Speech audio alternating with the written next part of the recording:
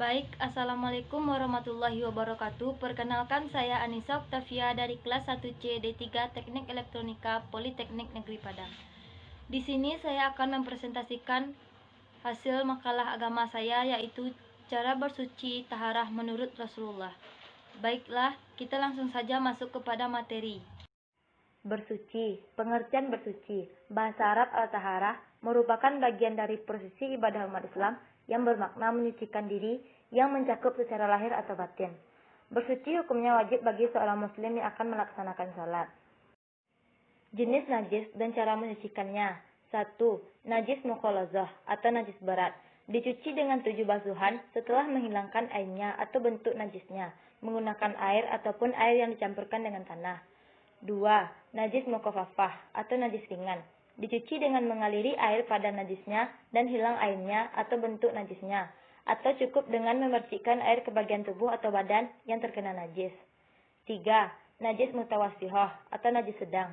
Cara membersihkannya harus membersihkan najisnya sampai tuntas tanpa ada bekas yang melekat. Air yang dapat digunakan untuk bersuci. 1. Air mutlak. Menyucikan terdapat 7 jenis air mutlak, yaitu air hujan, air sumur, air laut, air sungai, danau atau telaga, air mata air salju, dan air embun.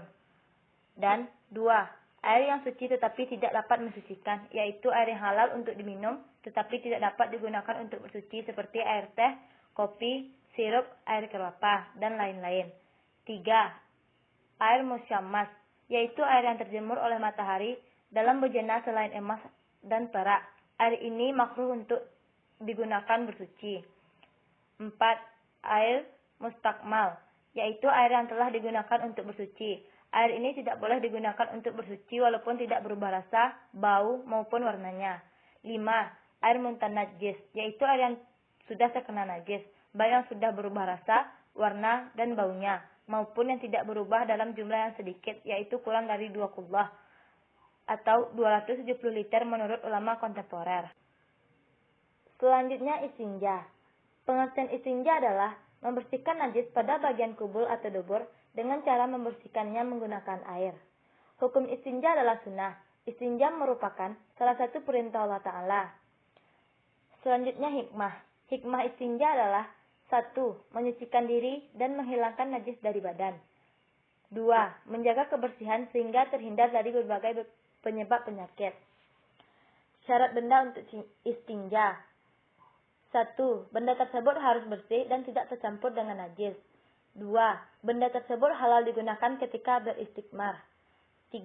Benda tersebut dapat membersihkan tempat yang terkena najis. 4. Bukan benda dari tulang dan juga bukan kotoran binatang yang kering. Benda-benda yang digunakan. 1.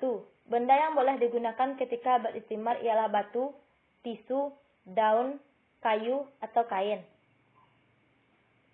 Selanjutnya, yang tidak boleh digunakan adalah tulang, kertas yang ada tulisannya, benda berharga, atau makanan.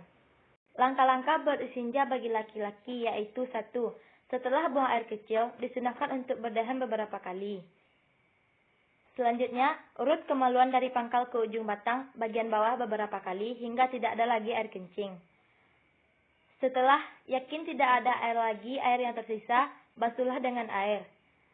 Adapun cara membasuhnya yaitu dengan cara mengaliri dari pangkal ke ujung dengan bagian mulutnya sedikit terbuka agar terkena aliran air. Selanjutnya, langkah-langkah beristinja bagi perempuan yaitu 1. Setelah buang air kecil, pastikan dahulu kalau air kencing sudah tidak keluar lagi. Setelah itu, cuci bagian dalam, bagian intim Anda dengan memasukkan sedikit jari tengah ke bagian dalam. Jangan terlalu kuat karena dikhawatirkan akan terjadi iritasi. Dengan melakukannya itu harus diiringi dengan mengaliri air yang dimulai dari atas hingga air mengaliri sampai ke bagian dalam. Selanjutnya wudhu. Pengertian wudhu adalah salah satu cara menyucikan anggota tubuh dengan air. Pelaksanaan wudhu wajib dilakukan oleh umat muslim. Jenis air yang diperkenakan untuk berwudhu adalah 1. Air hujan, 2. Air sumur, 3. Air terjun, laut atau sungai, air dari lelehan salju atau es batu, air dari tangki besar atau kolam. Sunnah wudhu. 1. Bersiwak. 2. Menyuci kedua tangan sampai pergelangan tangan sebelum berwudhu. 3. Mencuci anggota-anggota wudhu sebanyak 3 kali, kecuali kepala hanya sekali. 4. Menyela-nyela jenggot yang tebal. 5. Menyela-nyela jari kaki dan jari tangan. 6. Menyeka. 7. Mendahulukan tangan kanan daripada yang kiri dan kaki kanan daripada kaki yang kiri. Berdoa setelah berwudhu, menggunakan air wudhu dengan hemat. Rukun wudhu. 1. Niat. 2. Membasuh muka. 3. Membasuh kedua tangan beserta kedua siku. 4. Mengusap sebagian kepala. 5. Membasuh kedua kaki beserta kedua mata kaki dan tertib. Mandi junub atau mandi besar adalah mandi untuk menghilangkan hadas besar agar ibadah yang dilakukan seorang muslim atau muslimah bisa dianggap sah. Seseorang disebut junub adalah kondisi ketika seseorang mengalami salah satu dari beberapa hal sebagai berikut. Keluarnya mani dari alat kelamin laki-laki atau perempuan, baik disebabkan oleh mimpi basah, mempermainkannya, ataupun gairah yang ditimbulkan penglihatan dan pikiran, jima atau berhubungan seksual, meski tidak mengeluarkan mani, dan karena melahirkan. Cara mandi wajib bagi laki-laki, yaitu 1.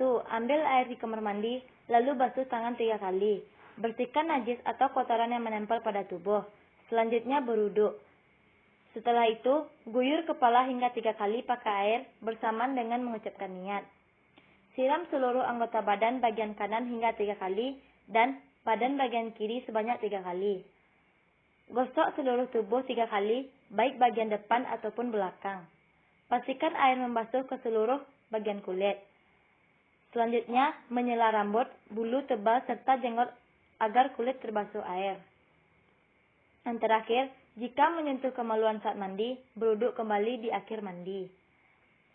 Cara mandi junub untuk perempuan sama dengan mandi junub untuk laki-laki.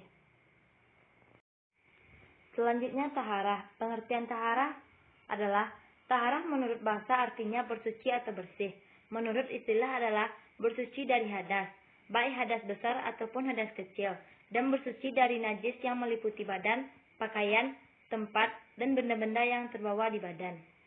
Taharah terbagi menjadi 2 bagian, yaitu lahir dan batin. 1.